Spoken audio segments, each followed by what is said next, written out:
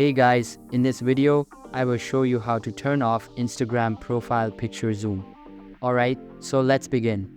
You might not want people to zoom in or expand your profile picture, so you can easily disable this feature. To do this, simply go to your Instagram profile by tapping the profile button in the bottom right corner. Then, tap the three lines in the top right corner to open your settings and privacy page. From here, scroll down until you see the Who Can See Your Content section, then tap on Account Privacy. Note that this feature is not available in all regions, so if you don't see it, you may need to wait until Instagram rolls it out in your area. If it is available in your region, you'll find the Allow Profile Picture Expansion option, which says, let people see a larger version of your profile picture to help they know it's you. Simply switch this option off, and that's it. People will no longer be able to expand your profile picture. And that's it.